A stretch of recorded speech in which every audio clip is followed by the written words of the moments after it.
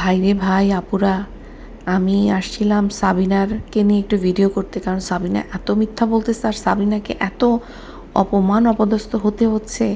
তো এগুলি নিয়ে আমি ভাবলাম যে একটা ভিডিও করব। তো কিন্তু হঠাৎ করে কথা বলতে বসে দেখি যে আমার ওই টুং টুং করে হচ্ছে আপনার বিল্লুর ভিডিও আসলো, টুং টুং করে হচ্ছে তিশার ভিডিও আসলো।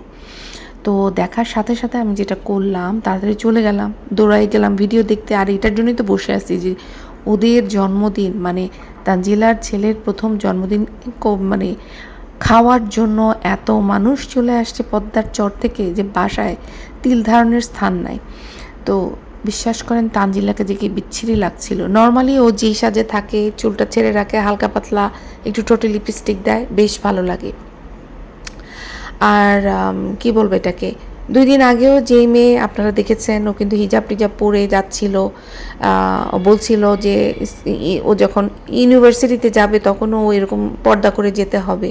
তো সেইখানে আজকে ওর ছেলের জন্মদিন বলে ওর গলা বুক সব খোলা।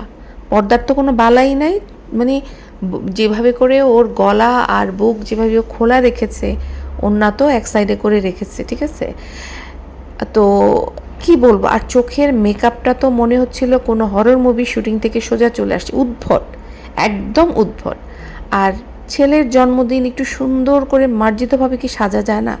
ওরা কি সাজার পরে আয়নাতে নিজেদের চেহারা দেখে না বলেন তো? পয়সা হয়েছে ঠিকই ওদের, কিন্তু ওদের ক্লাস কিন্তু এখনও সেই রকমই আছে। আর সাবিনা সাবিনা অন্য সময় বোরখা বা পর্দা করে, কিন্তু অতটা খারাপ লাগে না। কিন্তু আজকে ওইটা কী পরে আসছে, মানে মনে হচ্ছে যে কী বলে সাইড নায়িকা, মানে ওই কী বলে এটাকে, কী বলবো আমি আসলে ভাষায় বুঝাইতে পারতেছি না। আদবিয়া আর তাবিয়ার ড্রেসটা খুব ভালো লাগছে, ওরা দুজন একই রকম করে প্ল্যান করে বানাইছে। দেখেন সাবিনাকে কিন্তু ওরা 2 বোন বাদ দিয়ে গেছে, সাবিনা কিন্তু ওদের নিজেদেরই বোন। অথচ কেন মান্নাতকে ওরা একটা এরকম ড্রেস বানিয়ে দিতে পারতো না? মরিয়মকে একটা ড্রেস বানিয়ে দিতে পারতো না? দেখেন মরিয়ম আর মান্নাত এই দুজনকে কিন্তু একই রকম ড্রেস পরায় নাই ওরা, কিন্তু তাবিয়াকে আর আদবিয়াকে কিন্তু খুব সুন্দর লাগছিল ড্রেসটাতে। হ্যাঁ, এই দুটাকে বেশ মিষ্টি লাগছিল। আর মরিয়মকে আপনারা দেখেছেন যে কোনো কারো পুরানো একটা ড্রেস পরাইছে, এই ড্রেস মরিয়মকে সাবিনা কিনে দেয় না। সাবিনা মরিয়মকে কাপড় চোপড় খুব একটা কিনে দেয় না বললেই চলে। তো মরিয়মকে দেখে কি আপনাদের মনে হচ্ছিল যে ও জন্মদিনের অনুষ্ঠানে যাচ্ছে, কোনো প্রোগ্রামে যাচ্ছে? মানে এই মহিলার কাণ্ড কারখানা জাস্ট জঘন্য লাগে। মুখে বড় বড় কথা বলে, কিন্তু কাজের বেলায় একেবারেই সে জিরো। তো এরকম অনেক কিছু বলবো। জন্মদিনের অনুষ্ঠান শুরু হয়েছে, কার কী সাজগোজ, কে কী করছে, অবশ্যই ভিডিওটা কিন্তু শেষ পর্যন্ত দেখবেন আপুরা, ঠিক আছে? এবং আপনারা কিন্তু আপনাদের মতামত জানাবেন যে কাকে কীরকম লাগছে, কমেন্ট বক্সে অবশ্যই লিখবেন।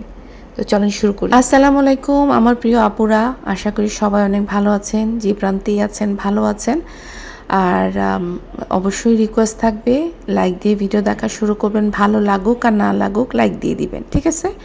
দেখার আগে দিয়ে দিবেন, সেই জন্য ওই ভিতরে গিয়ে ভালো না লাগলেও যেন কষ্ট করে আর মানে মনে থাকে না অনেক সময়। সো আগেই হচ্ছে লাইকটা দিয়ে দিবেন, আর অবশ্যই সাবস্ক্রাইব করে দিতে কিন্তু ভুলবেন না, ঠিক আছে?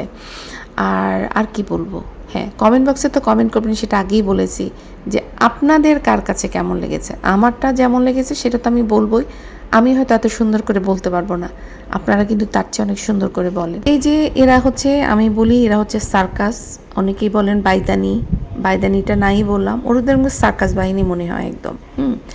তো এই যে এরা এত বছর ধরে ইউটিউবে আছে, টাকা কিন্তু কম ইনকাম করে নাই, তারপরেও ওদের বেশভূষা কাপড় চোপড় সেই একই রকমভাবে আছে যেভাবে করে বেদেনিরা পরে। হ্যাঁ, তো দেখেন এই যে বললাম যে নাহারও কিন্তু কাপড়টা, যে শাড়িটা পরছে এটা কিন্তু খুবই কম দামের শাড়ি পরছে, কিন্তু সে খুব সুন্দর করে জিনিসটাকে ক্যারি করছে, যার কারণে নাহারকে ভাল লাগছে।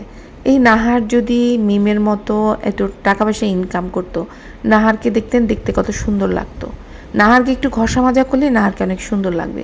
অথচ মিম যে এত টাকা ইনকাম করে, আজকে এই লিপস্টিক, কালকে সেই মেকআপ, পরশু ব্যাগ, তরশু ঘড়ি, এত কিছু করেও মিম কিন্তু নিজেকে স্মার্ট বানাতে পারছে না।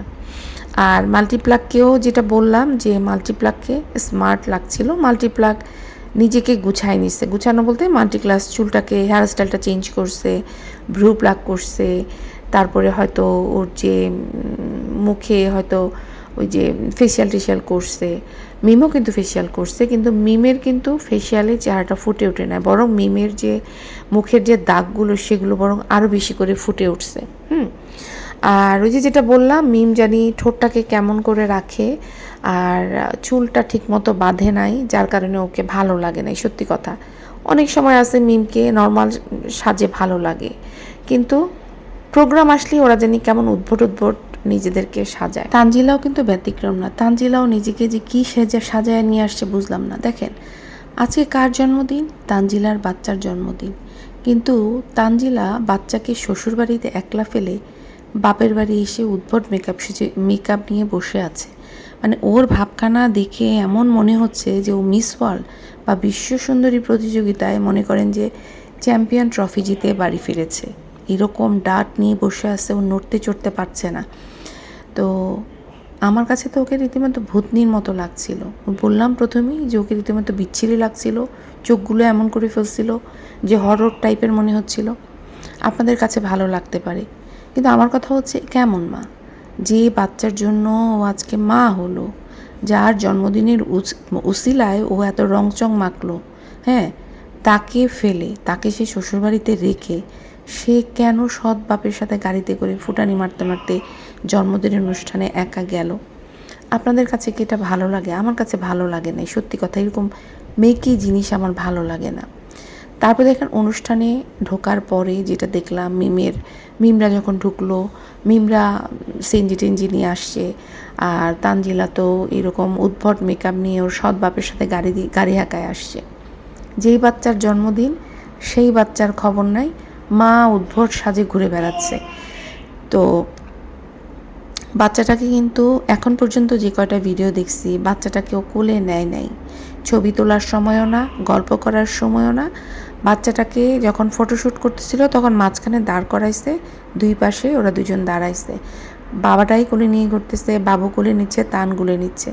হাজার হাজার মানুষের বাচ্চার জন্মদিন দেখছি ভাই, কিন্তু কেউ নিজের বাচ্চাকে এই নিজের কোলে নেওয়া ছাড়া জন্মদিন পালন করতে আমি এই প্রথম দেখছি।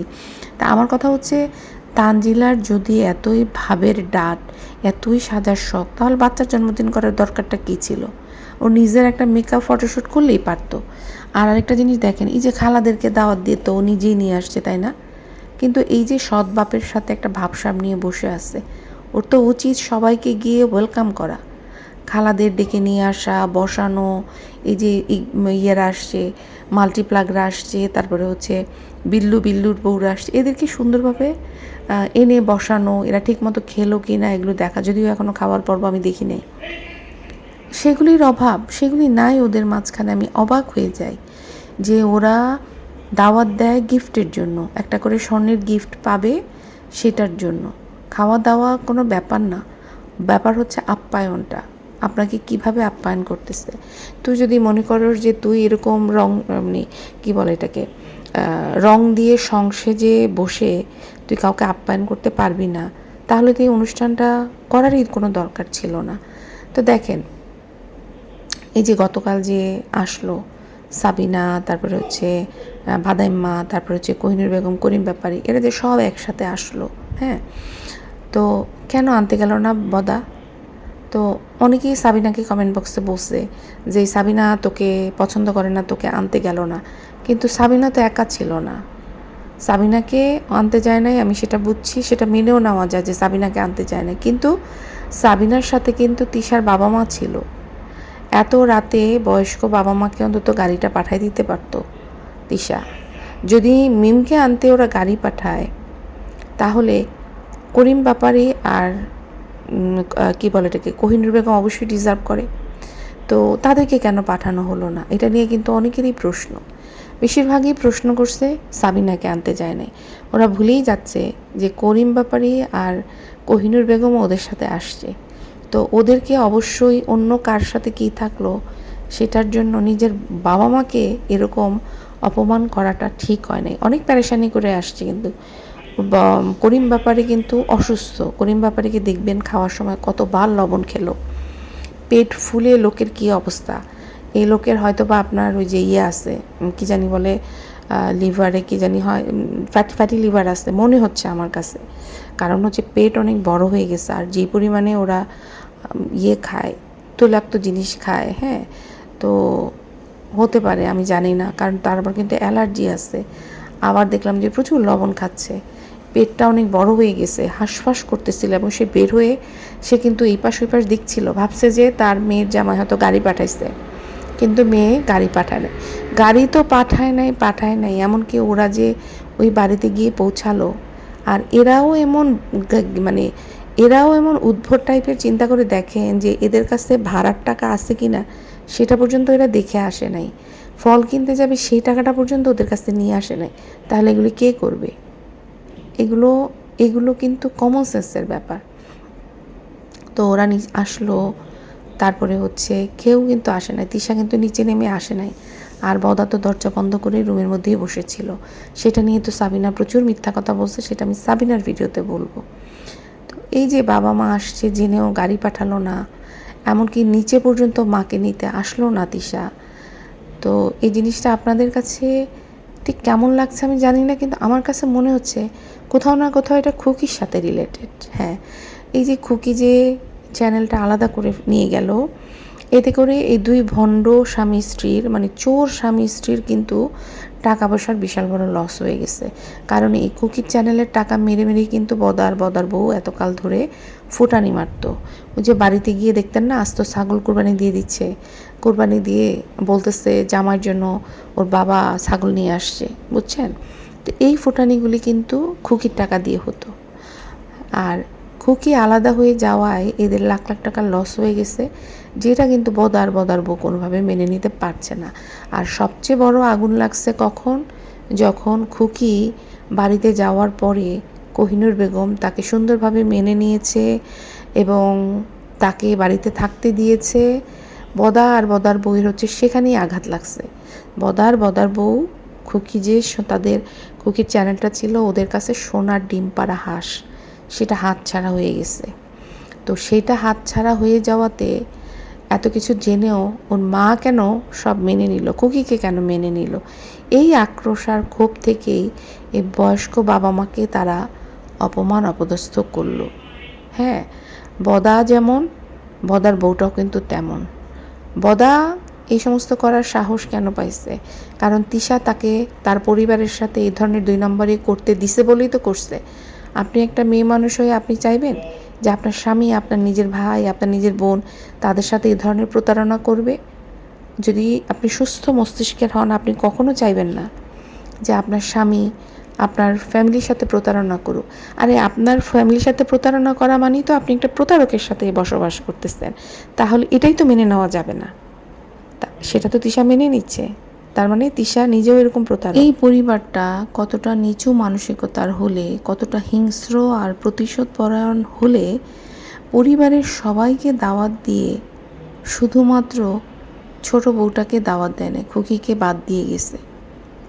ওদের রক্তের ভাই তো মাত্র 2টা, চাচাতো ভাইদের পর্যন্ত দাওয়াত দেওয়া হলো, চাচাতো বোনকেও দাওয়াত দেওয়া হলো, অথচ নিজের আপন রক্তের ভাই মিজানের বউ খুকিকে ওরা টোটালি ইগনোর করে গেছে। একটা বাচ্চার জীবনের প্রথম জন্মদিনের অনুষ্ঠান, একটা শুভ দিন, এই দিনে ঘরের একজনকে এই যে এইভাবে ওরা বুক ভরা কষ্ট দিল, এটা কি কোনো সুস্থ মানুষের কাজ হতে পারে? ওরা হয়তো ভাবছে যে খুকিকে দাওয়াত না দিয়ে ওরা সবাই আনন্দ করছে, খুকিকে ওরা অনেক ছোট করলো, খুকিকে ওরা বেইজ্জত করলো। কিন্তু সত্যি কথা বললে কি জানেন, খুকির কিচ্ছু হবে না, খুকির কিচ্ছু যাবে আসবে না। খুকির হয়তো কষ্টে ভিতর থেকে একটা দীর্ঘশ্বাস বের হবে, যে দীর্ঘশ্বাসটা কিন্তু ওদের জন্য ভালো হবে না। তা আমি সবসময় একটা কথা বিশ্বাস করি, আমার চেনা জানাদেরও বলি, আত্মীয় স্বজনদেরকে বলি, যে পরিবারের কোনো শুভ কাজ, তার সে বিয়ে হোক বা সন্তানের জন্মদিন হোক, যাই হোক না কেন, যার সাথে আপনার চরম শত্রুতা, তাকেও অন্তত এই দিনটার জন্য ডেকে নেবেন। কেন জানেন? কারণ মানুষের মনের গভীর থেকে আসা একটা দীর্ঘশ্বাস, একটা অবহেলার কষ্ট কিন্তু আস্ত একটা সাম্রাজ্য ধ্বংস করে দেওয়ার জন্য যথেষ্ট। তো এই যে একটা বাচ্চার জন্মদিন, এরা আনন্দ করছে, কেক কাটছে, হ্যাঁ, কিন্তু পরিবারের একটা সদস্যকে এভাবে কষ্ট দিয়ে এই দীর্ঘশ্বাসের কি বলবো এটাকে, এই দীর্ঘশ্বাসের মুসিবত কিন্তু ওদেরকে সামলাতে হবে। হ্যাঁ, সব অন্যায়ের একটা সীমা থাকে। ঈদেও কিন্তু ওরা একই কাজ করছে, একটা জামা কাপড় পর্যন্ত ওরা বাচ্চাটাকে দেয় নাই, ওরা সবাইকে দিছে। খুকিকে দেখানোর জন্য কিন্তু ওরা সবাইকে দিছে, কিন্তু খুকির বাচ্চাগুলিকে দেয় না। কারণ এবার খুকির বাচ্চাগুলি তো বাড়িতে ছিল, এবার কেন দিল না? এর আগের বার একটা অজুহাত দেখাইছে যে পাঠাইলে নিবে কি না। তো এবার তো এই বাড়িতেই ছিল, বরং এই বাড়িতে ছিল দেখে ওইখান থেকে ওর গা জ্বলে গেছে। তো আসলে ওরা এই খুকির মানে কি বলবো এটাকে, কুত্তার পেটে ঘিস হয় না, এদেরও খুকির যে এই যে ওদের নিজে নিজে টাকাগুলো ভোগ করছে, এটা ওদের সহ্য হচ্ছে না। অনেক সিরিয়াস কথা বলছি, এবার আসি হচ্ছে যে ওদের সাজগোজ নিয়ে একটু কথা বলি। প্রথমে আসি মিম কিন্তু সবসময় নিজেকে ইয়াং দেখানোর জন্য, বয়স কমানোর একটা আপ্রাণ চেষ্টা করে, কিন্তু সত্যিটা তো আর মেকআপ দিয়ে ঢাকা যায় না। মিমের চেহারা দেখে মনে হচ্ছিল বয়স যেন একদম ফেটে বের হয়ে আসতেছে। মানে ও তো সবসময় বলে ওর বয়স বেশি না, 28 বছর বয়স, তো ওকে দেখে আসলে মনে হচ্ছিল 25 থেকে 40 বছরের কোনো প্রবীণ নারী, এরকমই মনে হচ্ছিল। আর ঠোঁটটা কেমন যেন বিশ্রীভাবে উল্টিয়ে কথা বলে, যেটা একদমই ভাল লাগে না। আর যেটা আসলে না বললেই না, সেটা হচ্ছে এই যে মিম সবসময় বলে মান্নাতকে অনেক ভালোবাসে। দেখেন এই যে আর তাবিয়া আর ওর মেয়ে আদবিয়ার জন্য যে সুন্দর ম্যাচিং ড্রেস কিনলো, মিম জন্য একটা, মান্নাতের জন্য একটা বানাতে পারতো না? যদিও শুনলাম যে তিশা বললো যে সাবিনার নাকি আসার কথা ছিল না, সাবিনা এসে জুটছে, এই জন্য আরও ওদের একটু বিষ লাগতেছে সাবিনা কেন আসছে। আর সাবিনাকে আপনারা জানেন সব জায়গায় কিন্তু ফ্রিতে খেতে চলে যায়। সাবিনা কিন্তু নিজের পকেট থেকে টাকা খরচ করতে চায় না। এই যে দেখেন টিকিট করে যে আসছে, আসার পরে যে ফল কিনতে যাবে ও টাকা খুঁজে পাচ্ছে না, তারপরে এই যে ট্যাক্সি ভাড়া দিবে ও টাকা খুঁজে পাচ্ছে না। কেন? ওর কাছে যদি টাকা না থাকে তাহলে ও কেন আসলো? ওর তো ছোটো ছোটো 2টা বাচ্চা আছে। তো এই বাচ্চাগুলিকে নিয়ে স্বামী ছাড়া কোন আক্কেলে এই মহিলা বাসা থেকে আসে, আমি এটাই বুঝি না। এত কমন সেন্সের অভাব একটা মানুষের কি করে হয়? তারপরে আসছি এবার মাল্টিপ্লাক স্মার্ট লাগছে, আমার কাছে স্মার্ট লাগছে। শাড়িটারি সুন্দর করে, ব্লাউজটা সুন্দর করে বানাইছে, কিন্তু মাল্টিপ্লাক সবসময় দেখবেন যে ওর ভিডিওতে কিন্তু অনেক ফিল্টার মেরে ওর একদম মানে চেহারাটা কচি সাজিয়ে রাখে। কিন্তু এই যে একটা ভিডিও, মানে মিমের ভিডিও বা ভিডিওতে দেখলাম ফিল্টার ছাড়া ওর আসল চেহারাটা বের হয়ে গেছে। মানে ও যে বেশ বয়স্ক লাগতেছিল, যেটা আসলে মানে খুবই লক্ষণীয় মনে হচ্ছে, মানে নোটিসেবল যেটাকে বলে। হ্যাঁ, তো এই হচ্ছে ব্যাপার। তবে আমি যেটা বলছিলাম মরিয়মের কথা, যে মরিয়মকে যদিও মানে মনে হচ্ছিল না যে কোনো প্রোগ্রামে যাচ্ছে, কারণ ওকে খুবই সিম্পল একটা জামা দেওয়া হয়েছে এবং ওকে সাজানোর মতো ওর মা নাই। ওর মা কাউকেই সাজায় না, 2টা বাচ্চাকে দেয়, শুধু ও আদিক্ষেতা করে। ওর শুধু আদিক্ষেতা ছাড়ার কিছু নাই। হ্যাঁ, তো আজকে এই মেয়েটাকে কিন্তু সবচেয়ে ভালো লাগতেছে, সিম্পল বাট গর্জিয়াস। মরিয়মের কথা বলতেছি। হ্যাঁ, মরিয়মের ড্রেসটা যদি একটা সুন্দর পার্টির ড্রেস আপ দিত, সেখানে মরিয়ম কিন্তু সবাইকে পিছনে ফেলে সবার আগে থাকতো, রাজরানী মনে হতো ওকে। মাশাল্লাহ, মেয়েটা ভালো থাকুক। তো এবার আসি হচ্ছে যে তিশাকে নিয়ে। হ্যাঁ, এই যে তিশা সবসময় আশা করে, যে সবসময় বলে যে খুকি তেমন কিছুই করে না, খুকি শুধু রান্না করে, সব কিছু নাকি কোহিনুর বেগম এগিয়ে টেগিয়ে দেয় আর খুকি শুধু রান্না করে। এমন কী বা করে খুকি? তো এইবারে যে খুকি এই যেই লোকগুলো খুকির বাসায় এখন আসে, এই লোকগুলি কিন্তু পদ্মার চরে থাকে এবং 1 দিন 2 দিন 3 দিনের জন্য আসে না, 1 মাস 1.5 মাস করে কিন্তু থাকে। তো দেখতেছেন তিশার বাসায় লোকজন গিজগিজ করতেছে, তিশা কিন্তু নড়তে চড়তে পারছে না। তিশার ঘর পরিষ্কার করছে হচ্ছে সাথী, আর মিমের বাসার যে আপা, সে আপা বেড়াতে এসেও কাজকর্ম করতেছে। তাদের মানে ওই মহিলার মধ্যে একটু কমন সেন্স আছে। হ্যাঁ, সে কাজকর্ম করতেছে। তো আতিশা শুধুমাত্র সোফায় বসে আছে, এখানে নড়তেছে সেখানে নড়তেছে, আপনার ভিডিও করতেছে, ডিরেকশন দিচ্ছে। তো সে বলছিল যে পারুল খালা নাই, সেজন্য রান্নার সমস্যা হচ্ছে। দেখেন, একই মানুষকে কিন্তু খুকি পদ্মার চরে একা সামলায়।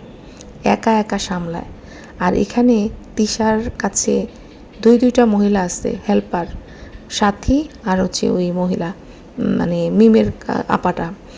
আর পারুল খালা হচ্ছে রান্নাবান্না করে। তারপরেও এই মহিলা রান্নাবান্না করে সামাল দিতে পারছে না।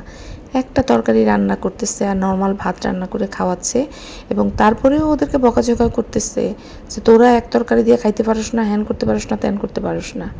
তাহলে রান্নাটা যদি তিশার কাছে এত কষ্টের হয়, তাহলে খুকির সাথে নয় কেন? মানে খুকির বেলায় উল্টা নিয়ম কেন? এখন যে বলছে যে রান্না করাটা খুব কষ্ট হয়ে যাচ্ছে, আর ওই তখন বলছিল ঝগড়ার সময় যে খুকি এমন কী বা করে, রান্নাবান্না করে 3 বেলা। তো ও তো একবেলায় রান্না করতে পারতেছে না, বিভিন্ন মানুষকে দিয়েও কাজ করাচ্ছে। তো এটাই হচ্ছে ওদের ব্যাপার। আর একটা জিনিস দেখেন যে কয়দিন থাকবে এরা, এই যে যারা আসছে এরা কয়দিন থাকবে? বড়দের 3-4 দিন থাকবে, তাই না?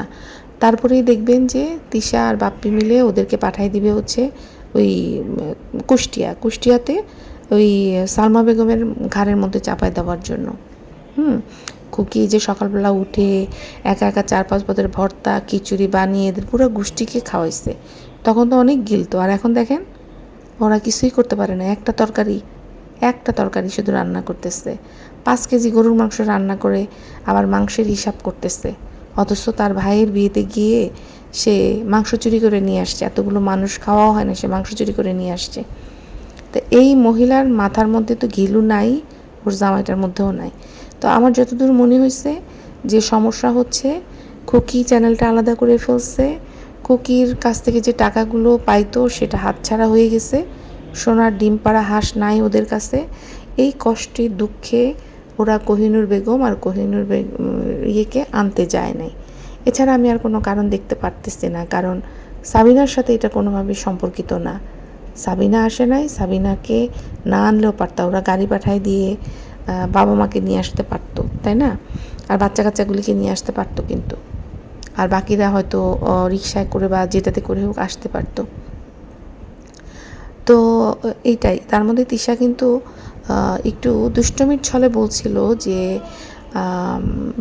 নাকি বাপ্পি নাকি তিশাকে পরিবর্তন করতে যাচ্ছে। কেন পরিবর্তনটার কারণ হচ্ছে যে তিশা নাকি এখন আর বাপ্পিকে খুশি করতে পারছে না, সংসারে মনোযোগ দিতে পারছে না, কারণ তিশা সোশ্যাল মিডিয়া নিয়ে এত বেশি নিজেকে মানে আবৃত করে ফেলছে যে সংসার থেকে সে অনেকটা দূরে, যার কারণে ওর সংসারের কোনো কিছু করতে ভালো লাগে না, হেল্পারদের উপরে ডিপেন্ডেন্ট করে রেখে দিচ্ছে। আর আরেকটা জিনিস দেখেন, এই যে বাপ্পির মধ্যে কিন্তু অনেক পরিবর্তন। আগে কিন্তু এই যে আপনার শ্বশুরবাড়ির লোকজন আসলেই কিন্তু বদাকে কি দেখতাম, হা হা হি হি করে করে লুঙ্গি ডান্স দিতে দিতে চলে আসতো, তাই না? সেই বদা এখন শ্বশুর শাশুড়ি আসার পরেও নিজের রুম থেকে বের হয় নাই। হ্যাঁ, তো বদা যদি মিমকে আনতে যেতে পারে, তাহলে শ্বশুর শাশুড়িকে আনতে কেন গেল না? তো বদার এই পরিবর্তনটা কিন্তু খুবই মানে নোটিস করার মতো। এই বদা কিন্তু এরকম ছিল না। বদা শ্বশুরবাড়ির লোকজন আসলে বদা যেভাবে ওদের নিয়ে আধিক্যতা করতো, সেই বদা এখন কিন্তু সে আধিক্যতা নাই, চেহারাটা কালো করে বসে থাকে। কারণ আগে ওই যে খুকির ইনকামের টাকা দিয়ে এদেরকে 2 বেলা খাওয়াতো, সেই টাকাটা তো নাই, সেই টাকাটা তো কম পড়ে গেছে। এখন তো পদ্মার পকেট থেকে যাচ্ছে টাকা, বুঝেন নাই? আবার তিশাকে দেখলাম যে ওর মাকে বলতেছিল যে প্রতি মাসেই নাকি ওর মা, মানে ওর বাপের বাড়ির লোকজন থেকে নাকি ধার কর্য করতে ওর কাছে চায়। এটাও আবার বুঝাই দিল ওর মাকে। ওর মার উপরে খুব রাগ, ওর মা কেন তার সন্তানদের জন্য ওর কাছে টাকা পয়সা চায়। হ্যাঁ, এই হচ্ছে ব্যাপার। তো মারা তো এরকমই হয়। হ্যাঁ, মা যদি মনে হয়, তিশা যদি মনে করে তার মা তার ভাইয়ের জন্য টাকা চেয়ে অন্যায় করতেছে, তাহলে একই জিনিস তিশাও করতেছে, সেখানেও কিন্তু কোহিনূর বেগম নীরব। তো যাই হোক, এই ভিডিওটা এখানেই শেষ করছি, কারণ ওদের আরও অনেক কিছু আসবে, সেটা দেখে ভিডিও করব। আর সাবিনাকে নিয়ে